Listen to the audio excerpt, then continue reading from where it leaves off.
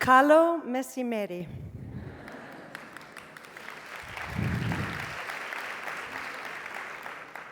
I'm Dianna Cohen. I'm a visual artist, and I've been making work for 22 years, a little bit longer, out of plastic bags that I cut up and sew together. I make 2- and 3-dimensional wall pieces. I show them in galleries and foundations. I've shown them around the world.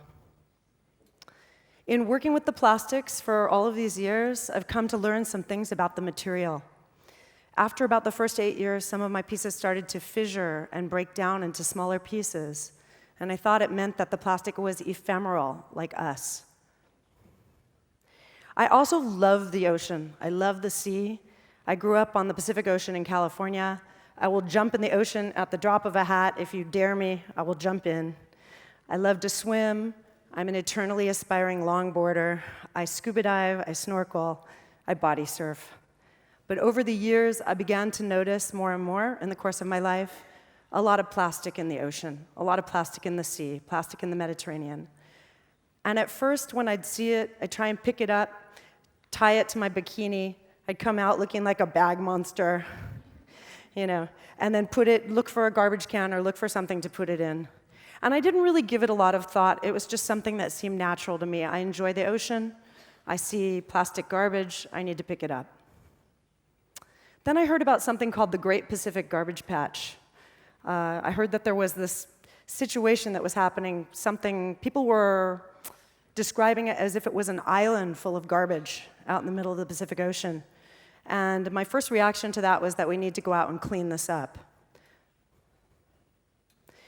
This is across the street here in Thessaloniki.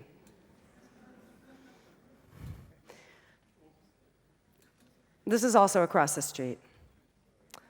So Thessaloniki and the Aegean Sea, the Mediterranean, this is not a unique problem. Plastic pollution is a problem all over the world. We see this everywhere. We see it in all coastal communities and on island archipelagos.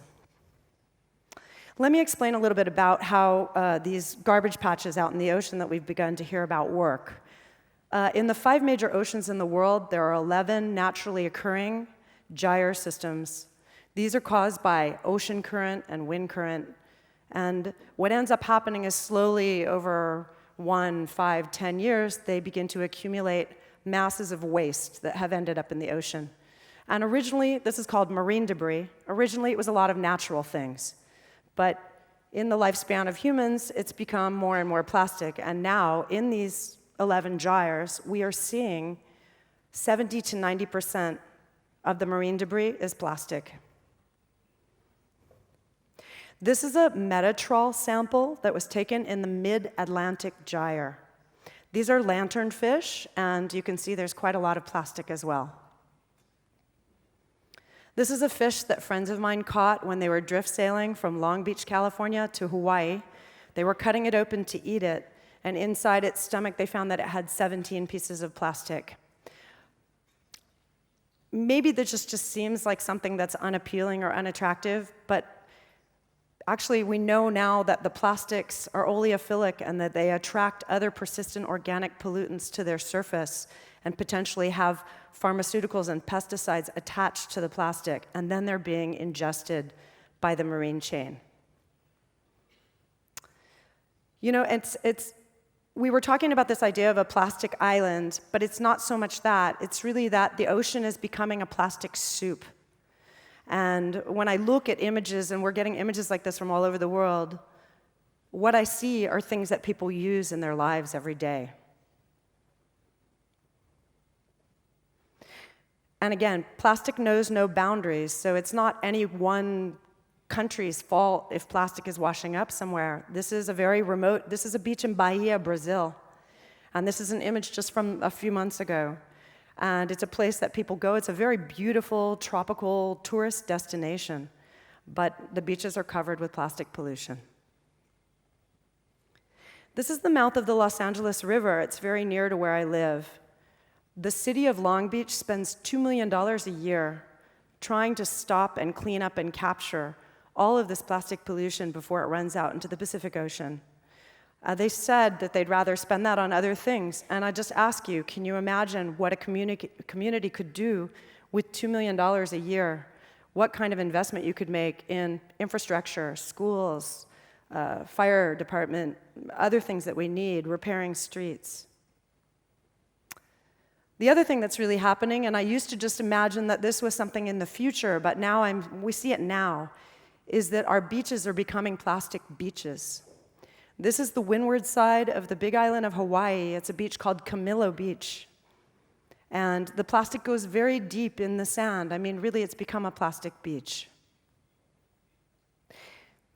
In the United States, there's a statistic that says that one person alone uses between 500 and 700 plastic bags per year.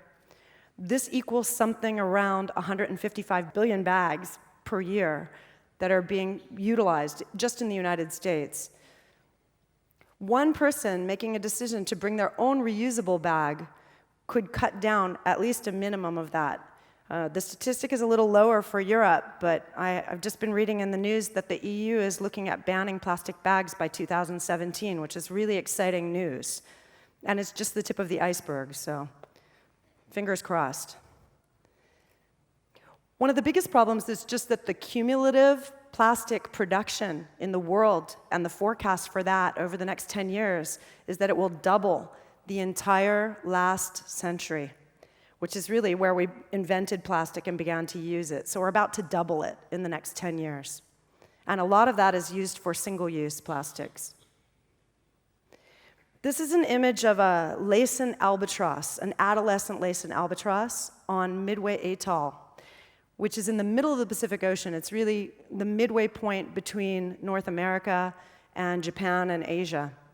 And the parent birds make their nests here, they lay their eggs, they hatch their babies, and then they fly around and they pick up what they think is food, and they bring it back and they feed it to their babies. And these babies die. They die with their stomachs full, and it's full of plastic. A lot of these items, I think, are actually recognizable. Some of them look like bottle caps from drinks and sodas and things that we have all the time. This is the content of one Laysan albatross stomach. It had over 330 pieces in its stomach. Again, you might see things in this image that you use every day. You might see something that you have in your pocket right now, a Bic lighter. It's not only a problem that animals are potentially ingesting and eating this stuff, animals also become entangled in it, and it deforms them. Also, a lot of fishing nets and things like that are now made from plastic and synthetic materials. It's not only a problem, actually, though, for animals in the ocean and in the sea. It's also a problem for animals on land. And we're getting reports from India and also from the United Arab Emirates of camels, donkeys, cows, and oryxes all dying. And when their bodies decompose, they look very much like the birds. Just a rumen, a big knotted stomach full of plastic.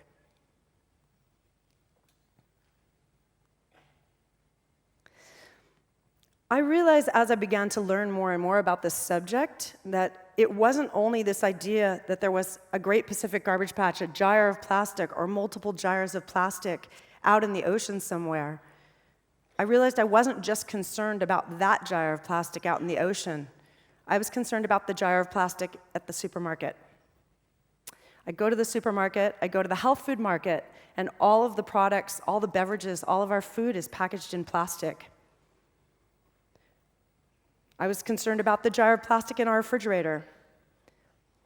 And I've become the most concerned about the jar of plastic and the toxins that leach out of plastic into us and into our bodies and into the bodies of our children.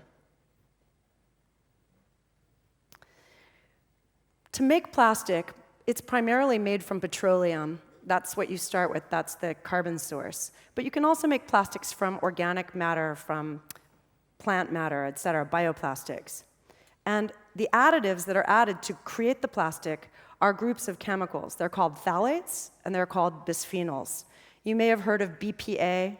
This product is BPA-free. The packaging is BPA-free, or this bottle, plastic bottle, is BPA-free. Well, it turns out that BPA can be toxic even at very low levels. And these chemicals are leaching into our food and beverage.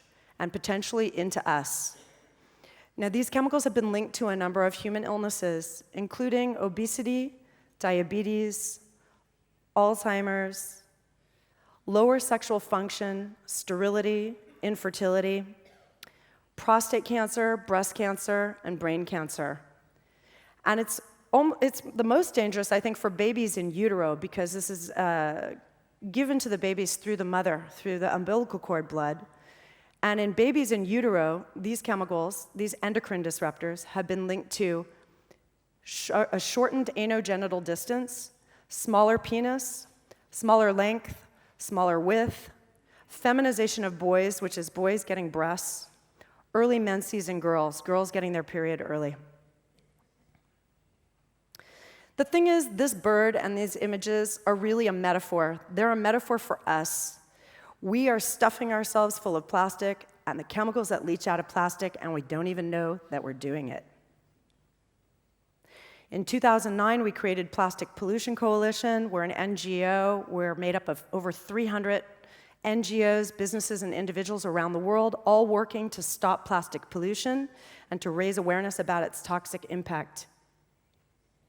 Which brings me to Kefalonia. In 2011, I was having a conversation with another artist who's a friend of mine named Pam Longobardi. And she said, "I'll talk to you when I come back. I'm in the middle of doing a project in Kefalonia. I'm cleaning plastic pollution out of a giant sea cave. And I'm doing an exhibition in the Ionian Cultural Center there in Metaxata.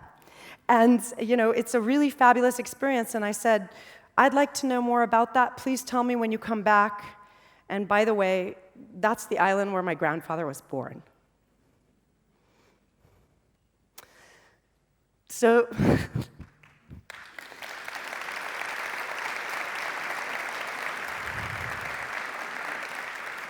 the next year, I had an opportunity and an invitation from the Cultural Center to come to Kefalonia, do an exhibition of my artwork, and to get involved with Pam and her project to clean sea caves and beaches of plastic pollution there. This is our team. It's myself, Serena, and Pam.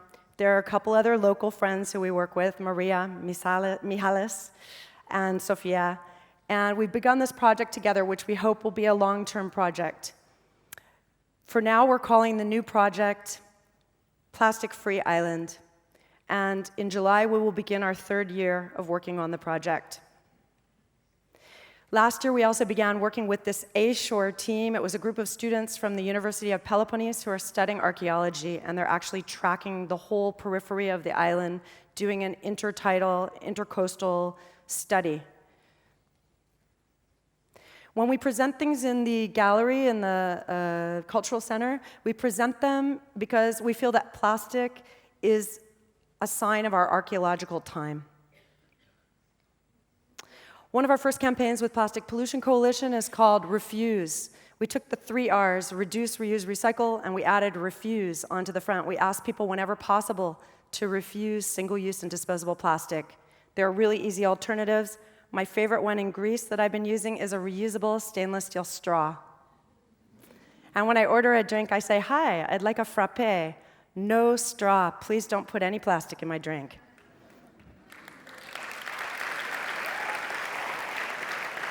So I wanted to let you know lots of alternatives exist, and they're all around you. We can all bring a reusable bag. We can use reusable bottles. We can use baskets. We can use things that our grandparents used that were beautiful and smart ideas.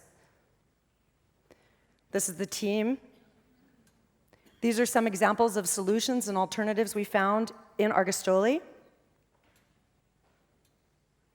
Even selling things to tourists now, they're looking at making reusable bags and branding them and cool things like that. It's a smart idea, reusable cups. We worked with a group of kids and a theater teacher there, and we hope to again this year. And those kids all made posters and learned about how they can be empowered and contribute to helping keep plastic out of the ocean.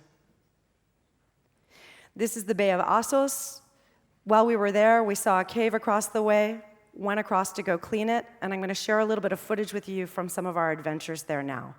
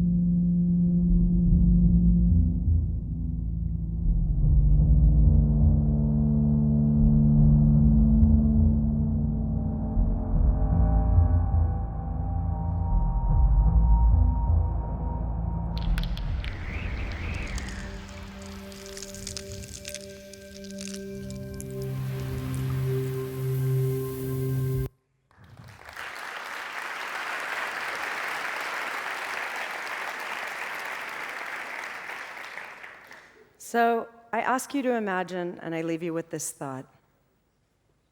We begin with one island, collecting plastic pollution, making art, identifying alternatives and solutions, and engaging the local community. Won't you join me? Let's begin to create a template together towards a more sustainable future, one island at a time. Thank you.